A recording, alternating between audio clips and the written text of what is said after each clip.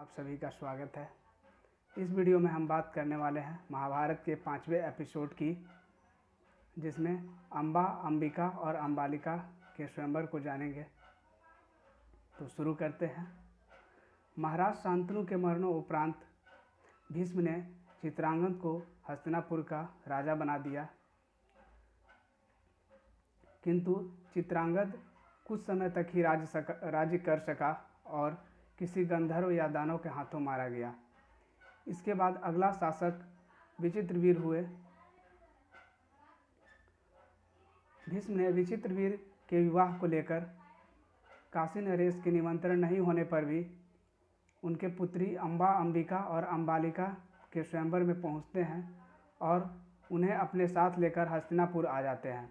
भीष्म ऐसा इसलिए करते हैं क्योंकि कुरुवंश का इतिहास रहा है कि काशी की राजकुमारियों का विवाह हस्तिनापुर के राजाओं से ही हुआ है।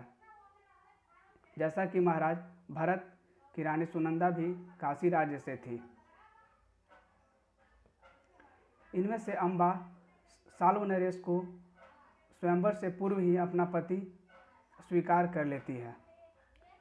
इसका पता जब भीष्म को चलता है तो वह अंबा को सेनापति के साथ साल्व की ओर भेज देते हैं, किंतु साल्व कुमार अपमानित होने के कारण इसे स्वीकार नहीं करते हैं और अंबा को पुनः हस्तिनापुर वापस लौटना पड़ता है।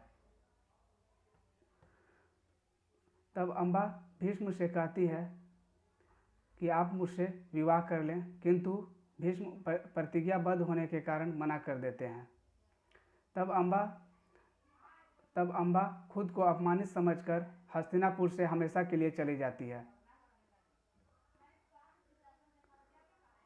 कई वर्षों बाद विचित्रवीर के मुंह से कई वर्षों के बाद एक दिन अचानक विचित्रवीर के मुंह से खून निकलने के कारण इनकी आकस्मिक अर्थात कम आयु में ही मृत्यु हो जाती है और फिर से हस्तिनापुर का सिंहासन सुनसान हो जाता है।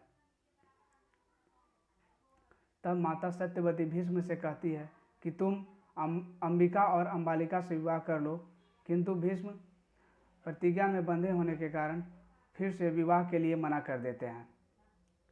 यहाँ यह दर्शाता है कि भीष्म की प्रतिज्ञा कठोर है और जो कभी नहीं बदल सकता, तथा भीष्म ने अपने सभी कार्यों को मर्यादा में रहकर ही किया है। यहाँ मर्यादा का अर्थ है कि अपने किसी भी कार्य को अनुशासनबद्ध तरीके से करना। ऐसा ही हमने रामायण में देखा कि भगवान राम ने भी अपने सभी कार्यों को मर्यादित ढंग से ही पूरा किया है। इनसे हमें यह सीखने की ज़रूरत है कि हम भी खुद को मर्यादा की सीमा में बांध कर रखें। मिलते हैं अगले वीडियो में, जहां हम महाभारत के 6ठे एपिसोड की चर्चा करेंगे। तब तक के लिए जय श्री कृष्ण।